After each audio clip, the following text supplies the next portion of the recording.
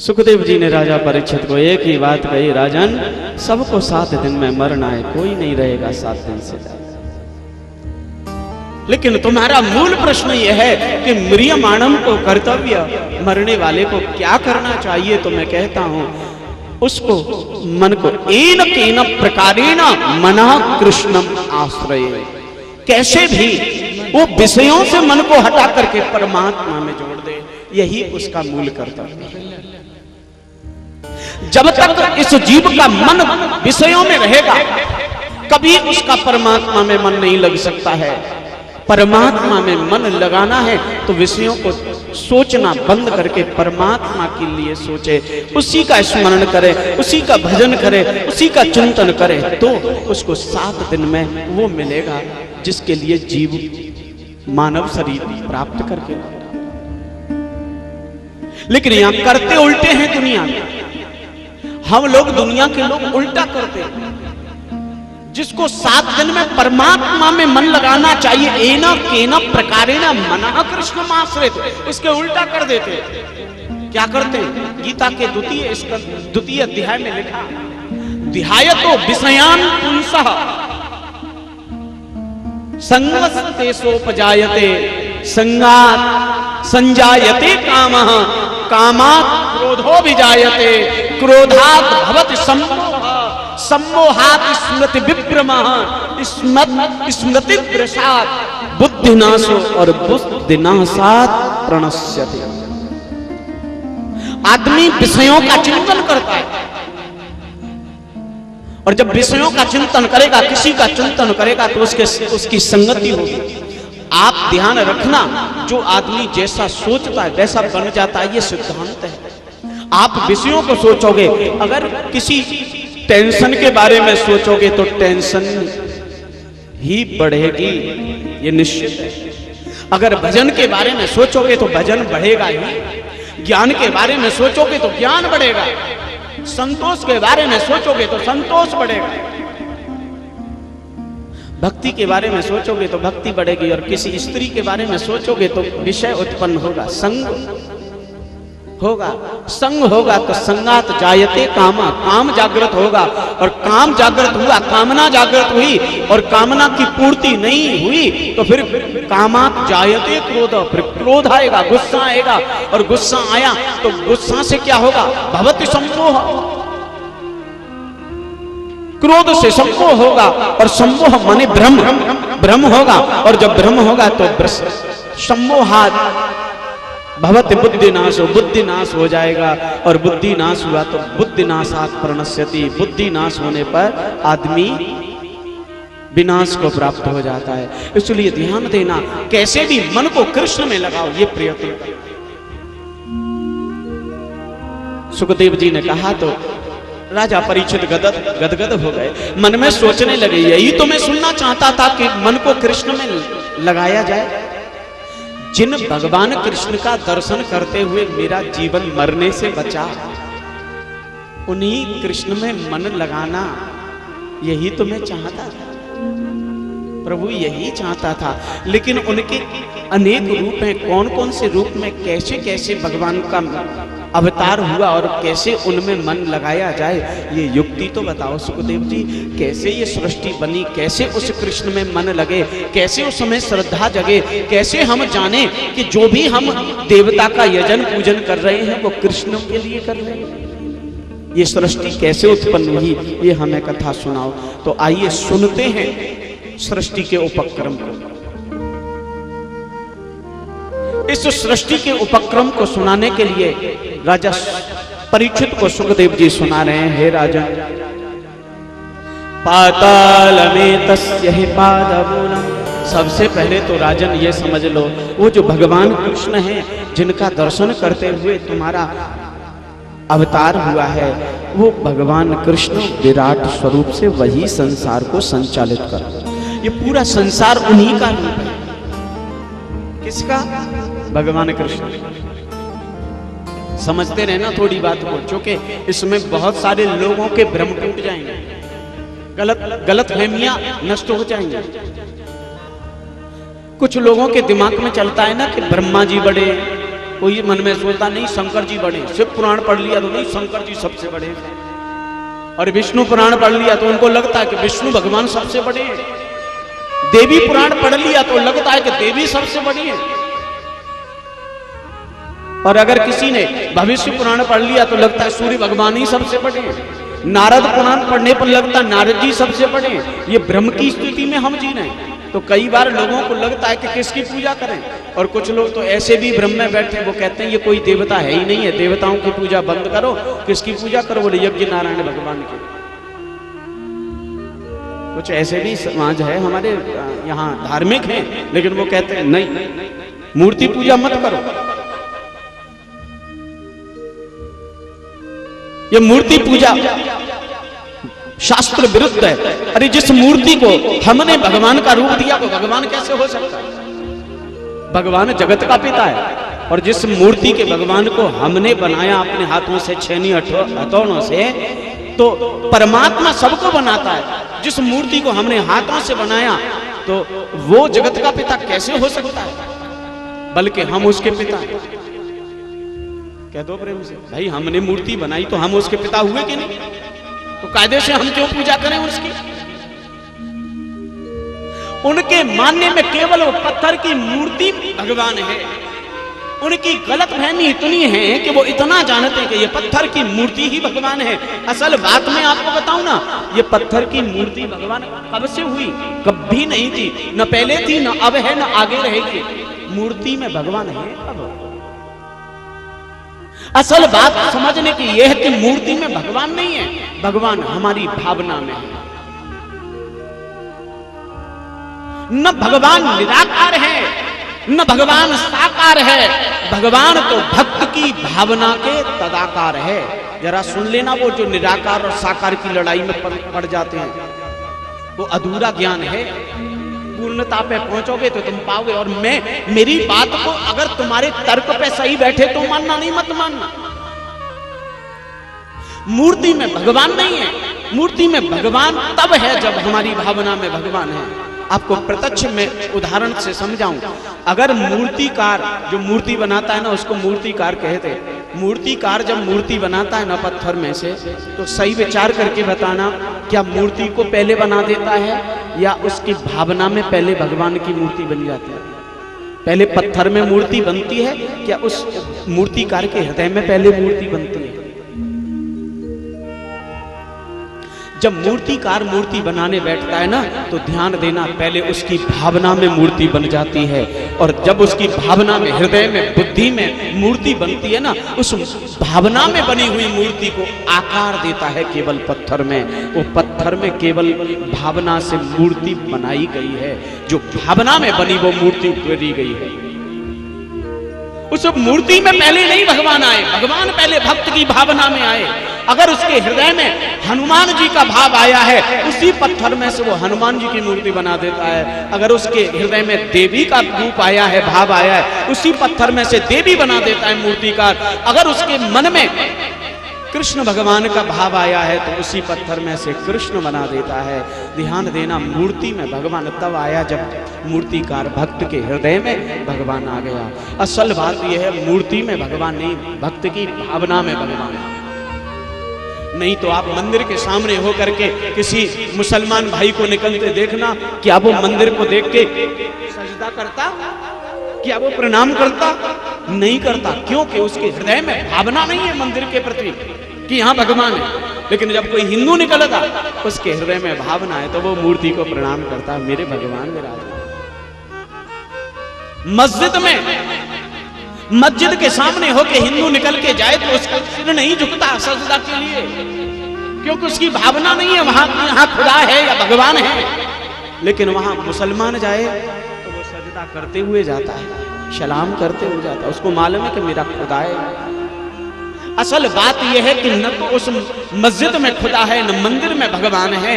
ये सब में भगवान तब है जब हमारी भावना में भगवान है। इसलिए भावना को महत्व दो। भावना है तो सब जगह भगवान है, भावना नहीं तो कहीं भी नहीं है। एक बार बंधु, एक शराबी मस्जिद में बैठ के शराब पी, तो वो मौलवी साहब आए, बोले क्या करता है? निकल गया यहां से, तुझे मालूम नहीं कहां शराब पी रहा, ये मस्जिद है, खुदा का घर है। अब वो शराबी भी रहा होगा छठा हुआ महाराज, वो भी बोला महाराज मौलवी साहब सुनिए, या तो मुझे पी लेने दो मस्जिद में बैठकर, या तो मुझे पी लेने दो इस मस्जिद में बैठकर, या वो जगह बता दो जहां तेरा खुदा नहीं। या तो यहां भी पी लेने दो मुझे, और या वो जगह बता दो जहां तुम्हारा खुदा नहीं है। अगर तुम्हारा खुदा सब जगह नहीं केवल मस्जिद में है, तो फिर मस्जिद छोटी सी जगह में रहने वाला भगवान खुदा हो नहीं सकता। खुदा सर्वत्र है, ईश्वर सर्वत्र है, वो एक छोटी सी जगह में नहीं आ सकता, बंद नहीं सकता। भावना में भगवान है, मूर्ति में नहीं। इसलिए सुखदेव जी कहते हैं राजा परीक्षित समझने की कथा है, तो जिस ब्रह्म कृष्ण के बारे में समझना चाहता है कि वो कैसे हैं, कैसे कैसे उसका यजन करें, तो सुन। पाताल में तस्य हि पादमूलम पठन्ते पाष्णिर्रसातलम च। पाताल एतस्य हि पादमूलम, वो विराट स्वरूप भगवान है ना, उनका पाताल को पैर का तलवा है। पाताल एतस्य पादमूलम, और पठन्त पार्ष्णि प्रबदे रसातलम, रसातल पैर है, बितल उनके घुटने हैं, तलातल उनकी जंघाएं हैं, रसातल उनकी जंघा के ऊपर का भाग है, अतल उनकी कमर है, पृथ्वी उनका उदर है, पेट है, नक्षत्र लोक उनका वस्तु क्षेत्र है, स्वर्ग उनका हृदय है, कंठ उनका जनलोक है, मुख उनका महालोक है, मस्तिष्क के मध्य की स्थान स्वर्गलोक सत्यलोक है, और ये ब्रह्मरंध्र उनका गोलोक धाम, स्वयं राधा कृष्ण जहां विराजते हैं वो कृष्ण का परम धाम है, जहां यदगत्वा न निवर्तन्ते तद्धामम परमम मम, जहां जाने के बाद जीव को लौटना नहीं पड़ता। ये पूरा ब्रह्मांड ही उनका ही अंग है, भगवान कृष्ण। ये विराट स्वरूप परमात्मा का वर्णन किया। ऐसे परमात्मा को स्मरण करने की बजाय हम दुनिया के लोगों के चक्कर में पड़ जाते हैं। वो विराट स्वरूप परमात्मा का यजन करने की बजाय, गुणगान करने की बजाय दुनिया के लोगों का गुणगान करते। सुखदेव कहते राजा परीक्षित, दुनिया के लोगों की क्यों खुशामद करते हैं लोग, जब सारा ब्रह्मांड उस परमात्मा कृष्ण का रूप है, उसका यजन करना चाहिए। तुच्छ लोगों को यजन कर। चीराण किम पथ न संत दिसंत विच्छाम। सुखदेव कितनी बड़ी बात कह रहे हैं, सुनना ध्यान से। वो कहते हैं क्यों दुनिया के लोगों की गुलामी करते लोग। चीराण किम न पथि, क्या वृक्षों ने पत्ते उगाना, छाल उगाना या कपास उगाना बंद कर दिया, जिनसे तुम्हें कपड़ा नहीं मिलेंगे, जो दुनिया के लोगों की आशा लगाते। क्या नदियों ने पानी देना बंद कर दिया, क्या वृक्षों पे फल लगना बंद हो गए, जो दुनिया की आशा करते हो। न मालूम क्यों लोग रुद्धा गुहा किमजितों पे उपसन्नान, क्या गुफाएं समाप्त हो गई, जो रहने की जगह न मिलेगी। क्या जमीन पर मिट्टी नहीं रही, अरे मिट्टी के दीवार बना करके घर बनाया जा सकता है, क्या वो मिट्टी खत्म हो गई, जो दुनिया के मकान बनाने के लोगों की गुलामी करते। कस्मात भजन्ते कवयो धन दुर्मदान, न मालूम क्यों लोग धन के मद में, अहंकार में डूबे हुए लोगों की गुलामी करते हैं। अगर गुलामी करनी है, अगर दासता स्वीकार करनी है, तो मेरे गोविंद की दासता स्वीकार करो, ये पूरे ब्रह्मांड को देने वाला है।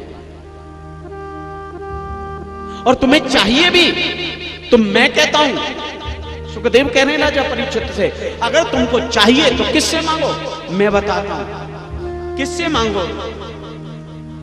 अगर तुमको यश चाहिए, यशस् कामो यजेत यज्ञम कोश कामा प्रचेतस। जरा तुम्हारे मतलब की कथा है ये श्लोक तुम्हारे मतलब का ध्यान से सुनना। दुनिया के लोगों को चाहिए ना कुछ भगवान से, है? भगवान की पूजा पाठ क्यों करते हैं? क्योंकि भगवान हम पे कृपा करते हैं। अगर तुम्हें जो वस्तु चाहिए ना, उसमें किस किस की पूजा कर सकते हो, वो ये श्लोक कहते हैं। वो कहता है यशस काम यजेत यज्ञम क्रोश काम पचेतस। जिसको यश चाहिए उनको यज्ञ करना चाहिए। ध्यान से सुनना, मतलब की बात है। जिनको यश चाहिए, प्रतिष्ठा चाहिए, उनको क्या करना चाहिए? यज्ञ करना चाहिए। और कोष कामा प्रचेतस, जिसको पैसा चाहिए उसको प्रचेता और लक्ष्मी जी की पूजा करनी चाहिए। प्रचेता कहते हैं कर्म के देवता, यानी कर्म करना चाहिए और लक्ष्मी जी का यजन करना चाहिए तो पैसा आएगा। और विद्या कामस्तु गौरीशम दाम्पत्याम च उमा सती। जिनको विद्या चाहिए ना, ज्ञान चाहिए, विद्या चाहिए, उनको भगवान शंकर का यजन करना चाहिए। और जिनको घर में सुखी परिवार चाहिए, गृहस्थ जीवन सुखी चाहिए, उन्हें माँ उमा जी की यानी माँ पार्वती की पूजा करनी चाहिए। परीक्षित बोले सुखदेव जी से, गुरुदेव एक बात बताओ, जिसको धन भी चाहिए, यश भी चाहिए, सुखी घर भी चाहिए और विद्या भी चाहिए, सब कुछ चाहिए, उसको क्या किसका यजन करना चाहिए?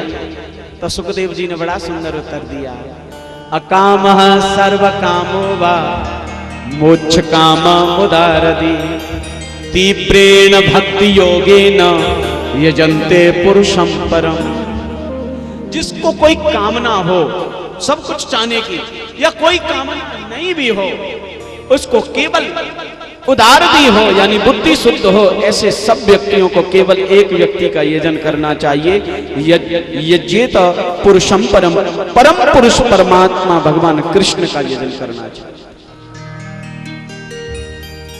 कह दो प्रेम से, ये दुनिया में जितने भी लोग हैं ना, जितने देवता हैं, सबकी पूजा करने पर भगवान कृष्ण को ही पहुंचे। एक बड़ा प्यारा सा श्लोक से आप उस बात को समझना, आकाशात पतितम तोयम यथा गच्छति सागरम सर्वदेव नमस्कार केशवम प्रति गच्छति। आकाश से बरसात में जो पानी गिरता है ना, बरस के, वो पानी बरसता गिरता, गिर के जमीन पे इकट्ठा होके नाली में जाता, नाली इकट्ठा होके नाले में जाती, नाला इकट्ठा होके नदी में जाते, और नदी इकट्ठी होके लास्ट में समुद्र में जाते। ऐसे सर्वदेव नमस्कार, किसी देवता को नमस्कार कर लो, केशवम प्रति गच्छति। अंत में किसको पहुंचता है? भगवान कृष्ण को ही पहुंचता। ऐसे विराट स्वरूप परमात्मा का वर्णन किया और फिर कहा, हे राजा परीक्षित, 10 लक्षण वाली भागवत के और सृष्टि के विषय में मैं तुझे सृष्टि का उपक्रम सुनाता हूं। कैसे सृष्टि बनी, कैसे आगे बढ़ी, ये सुननी। सबसे पहले ओंकार शब्द का नाद हुआ। जरा यहां से समझने की कथा है। सृष्टि ये कैसे उत्पन्न हुई, पहले ब्रह्मांड में कैसे ब्रह्मांड उत्पन्न हुआ, ये कथा यहां से शुरू हुई।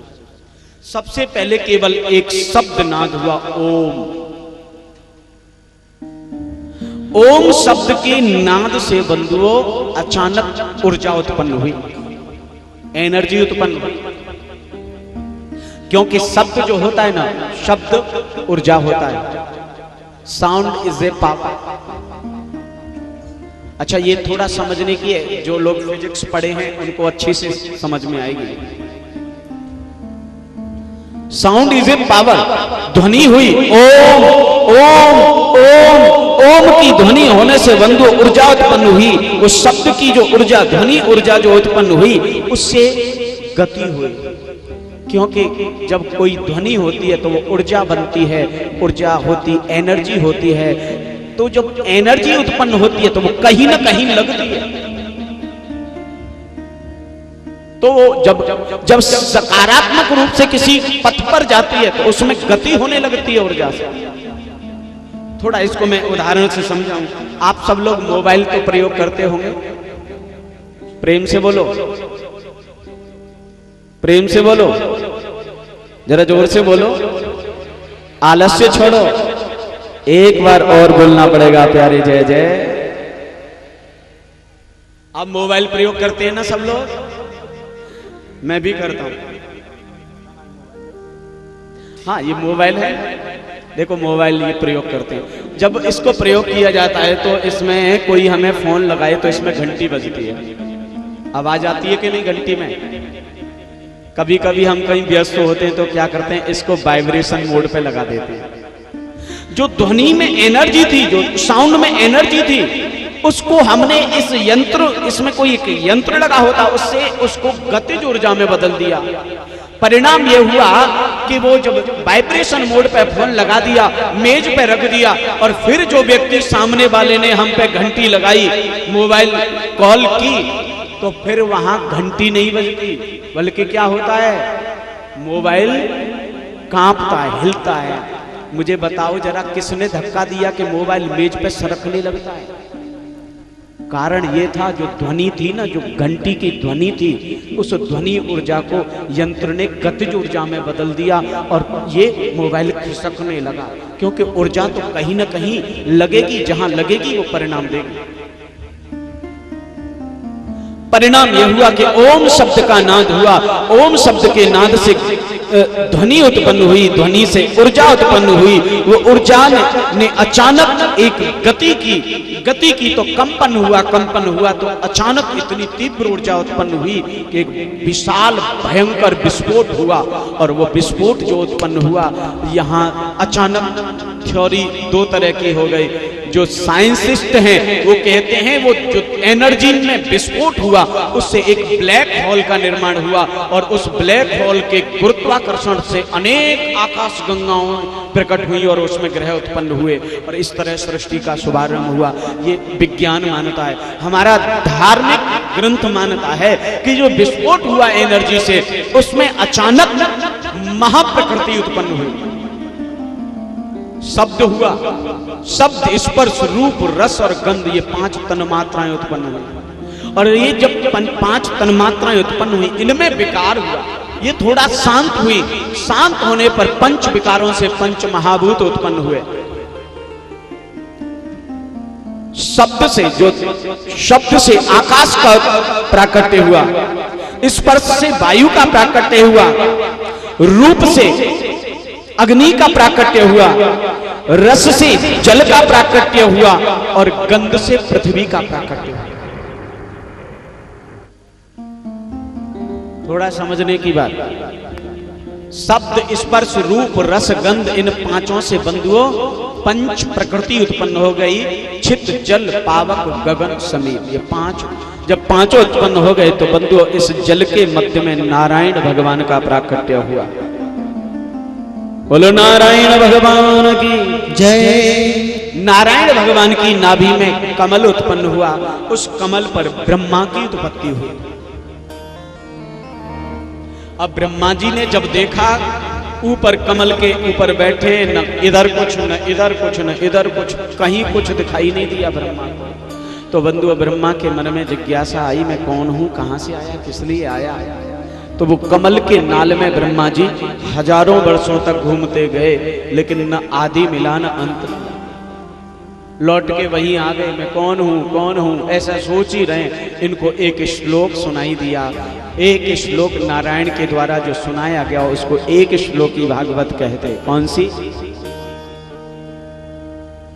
बड़ी सुंदर वो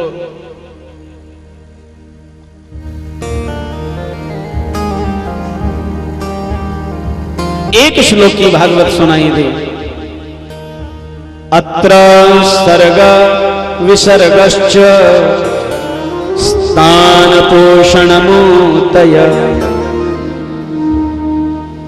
सर्ग, विसर्ग, स्थान, पोषण, ऊति। सबसे पहले सृष्टि का प्रारंभ का शब्द है सर्ग। सर्ग का मतलब है उत्पन्न होना। विसर्ग का मतलब होता है स्थापना। फिर स्थान को स्थापित करना, पोषण करना, ऊति माने उसकी सुरक्षा करना,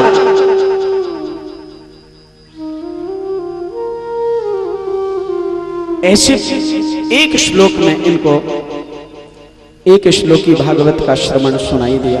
उसमें इनको प्रेरणा मिली कि हमें सृष्टि को आगे बढ़ाना है, सर्ग करना है, फिर निसर्ग करना है, फिर स्थान, फिर पोषण, फिर ओति, मुक्ति, आश्रय आदि के माध्यम से 10 लक्षणात्मक सृष्टि के वर्णन करने के लिए इनको संदेश मिल गया। ब्रह्मा के मन में आया, ठीक है, मुझे जैसा आदेश मिला मैं वैसा। ब्रह्मा ने सृष्टि का सर्ग करना प्रारंभ किया, यानी इसको विस्तार देना प्रारंभ किया।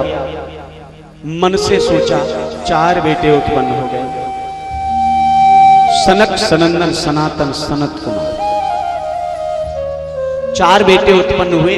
ब्रह्मा ने कहा, बेटे जैसे मैंने तुम्हें उत्पन्न किया तुम भी आगे सृष्टि उत्पन्न करो। इन तीनों ने मना कर दिया, नहीं पिताजी, हम नहीं करेंगे सृष्टि, हम तो भगवान का भजन करेंगे, हम तो भगवान का यजन करेंगे, हमारा जीवन भगवान के भजन के लिए। ब्रह्मा ने कहा कोई बात नहीं। फिर मन से ब्रह्मा ने सोचा, 10 संतान हुई। मरीचि, अत्रि, अंगिरसहु, पुलस्त्य, पुलह, क्रतु, भृगु, वसिष्ठ, दक्षश्च, दशमस्तत्र नारद।